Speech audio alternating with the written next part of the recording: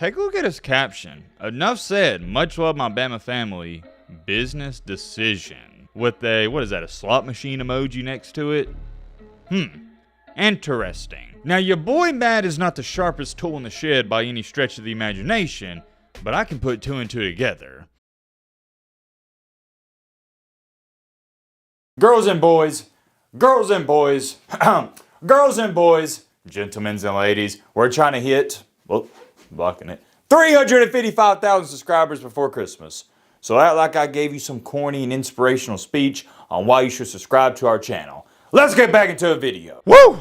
Ladies and gentlemen, boys and girls, I hope you're ready for some drama on your Tuesday morning because we got it. At this point in time, it just feels like making a video about an Alabama player leaving. It's part of my daily routine. I know Alabama fans probably are not liking these videos, but we gotta talk about it, so it is what it is. And it goes back to something I firmly believe in. In this life, when things are going great for you and you're sitting there going, man, it can't get any better than this. It somehow, someway gets better. On the flip side of it, when things are going bad for you, you're at an all-time low and you're like, all right, it can't get any worse than this. It somehow, someway gets worse. And that's what appears to seem is happening at Alabama. And yesterday when we talked about Devontae Smith leaving, not gonna lie, I thought that was gonna be one of the last notable players to leave, at least up until the bowl game. But yesterday, the big time and breaking news came out that an Alabama 5-star freshman, he's leaving. This topic is so important, it is the one and only thing we're going to be talking about, so strap in, buckle up, get you a snack, get your popcorn, get your favorite meal you like to eat when you watch a video, because trust me, I do the same thing, but I'm mad, but I should crap out of it, I do! Let's get into it.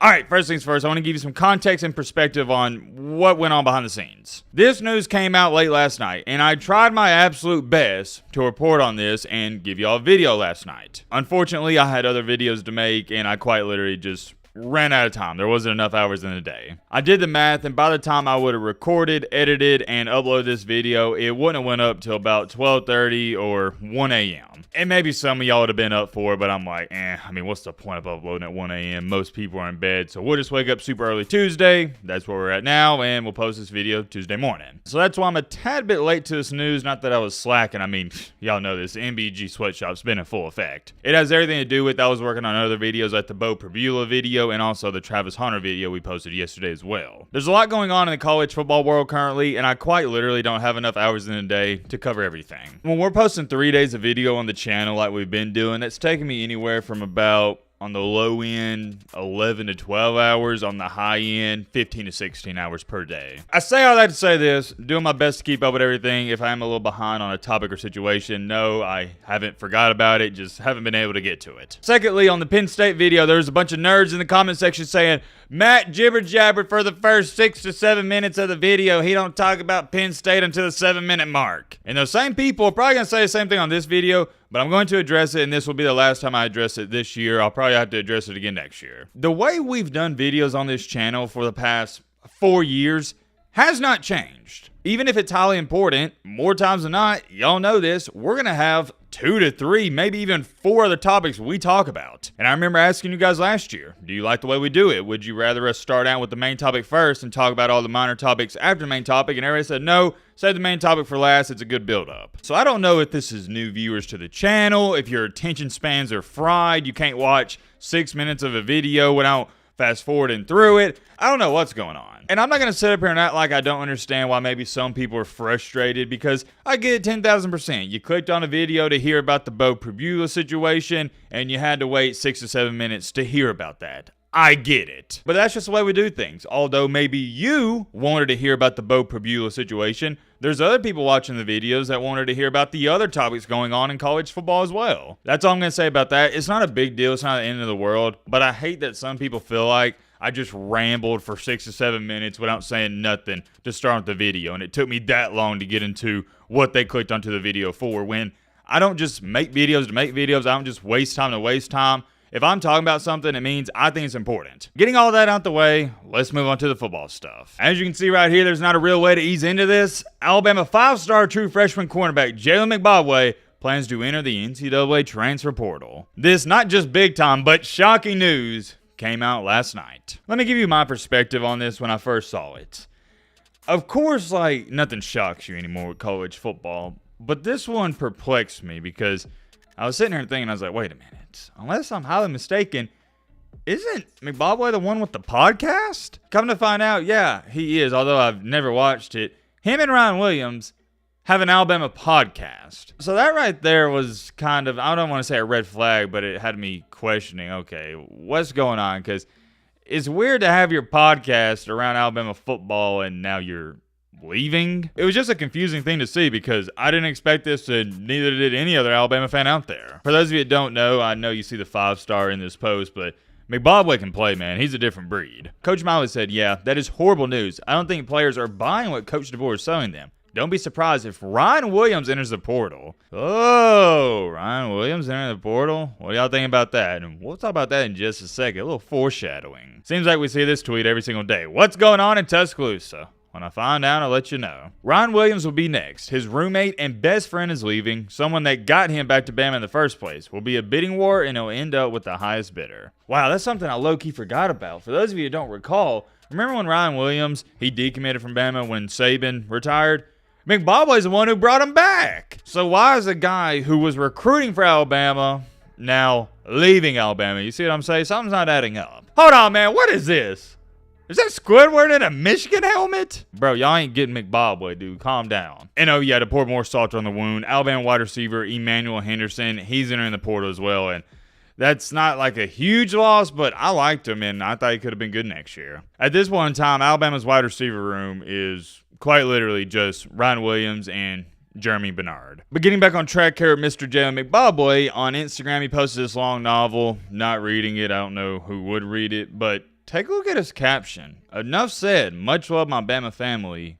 Business decision. With a, what is that, a slot machine emoji next to it? Interesting. He turned the comments off on this picture because he was getting lit up by Alabama fans, and they're still lighting him up on Twitter. Now, your boy Matt is not the sharpest tool in the shed by any stretch of the imagination, but I can put 2 and 2 together. If a recruit says he's leaving a school and in the caption says, this is a business decision with a slot machine emoji next to the post or the caption, what do you think he's insinuating? Well, I'll tell you what he's insinuating, my friend. This is about money. He said it, not me. So do as you please with that information. Now, here's where things get interesting. Alabama, for those of you that don't know, they're not going to pay kids millions of dollars to come to Bama. That's just not going to happen because regardless, players are going to come to Bama because of the name. Bama's in the NIL game, but here's where I'm going at with this. They're not going to do what Michigan did for Bryce Underwood. They're not giving out $10 million deals. To go on top of that, college football headlines tweeted out, rumors are flying that Alabama freshman Jaylen Mbakwe has received a quote-unquote 7-figure offer from another school and will enter the portal, in which he did. That was actually tweeted out before he officially entered the portal. So that's where things get fascinating. They were stating Jaylen Mbakwe is being tampered with, and these schools are offering him $1 million+ before he entered the portal. I can't emphasize that enough. Charlie Potter, who is a very reliable source, then posted this. We're hearing rumors that Jaylen Mbakwe is going to enter the transfer portal. As of today, we feel it is very likely. This was yesterday, by the way, before all this happened. He received a 7-figure offer elsewhere, so this would be a business decision. So you see what we're doing here, putting 2 and 2 together, because Mbakwe stated his business decision, and this source was already saying it was a business decision before Mbakwe announced it. It sounds like he also wants to be guaranteed a starting job, which might not be available at Alabama next season with Xavier Brown coming back and Demani Jackson's looming NFL draft decision. There is talk of him playing both ways too, so there's a lot at play here. The Alabama staff and NIL side are aware of the situation and understand it is a business decision. We'll keep you guys posted when we hear/learn more. And like you expect, there's a lot of people saying how sleazy this is of Mbakwe. The new era of college football portrayed himself as loving Bama, helped getting Ryan to commit, and had his own podcast, all just to leave after getting offered 7 figures while he wasn't in the portal. This is one of those rare cases and scenarios where I sympathize with the fans. You can understand the frustration. It's like, dude, come on, man. You were Bama everything, and then just like that, you're gone? But, and I have an extremely big but, I am also not just going to sympathize, but empathize with Mbakwe. $1 million is life-changing money. I'm not saying you can retire off of it, but definitely life-changing. I'm not going to sit up here and act like I know what Mbakwe's home life is like, what his family situation is like. I don't know, but I can assure you this. Most people out here could use an extra $1 million, whether it be for him, his mom, his Does he have sisters and brothers? I don't know. Just his entire family. So if he's leaving Alabama just solely for money, I don't blame him, because more than likely I'd probably do the same thing. I'm not in the situation, so I couldn't tell you exactly what I would do, but I grew up, y'all know this, lower middle class. My mom grinded her butt off just so we could have the bare necessities. I know what it's like not to have money. I'm not going to sit up here and criticize a kid for chasing the money or going after it, because you got to do what you got to do. But as far as it goes for him wanting to be guaranteed a starting spot, that ain't going to happen in Alabama. Word on the street is this other school that's offering him $1 million+ is Ole Miss. And yes, at Ole Miss, you probably would be guaranteed a starting spot, but that's because not many 5-stars go to Ole Miss. A 5-star at Alabama is like, okay, you're just another guy. You're a dime a dozen. Welcome to the new era of college football, I guess. There's many more things I could say. Want it off here. Let me know your thoughts down below. But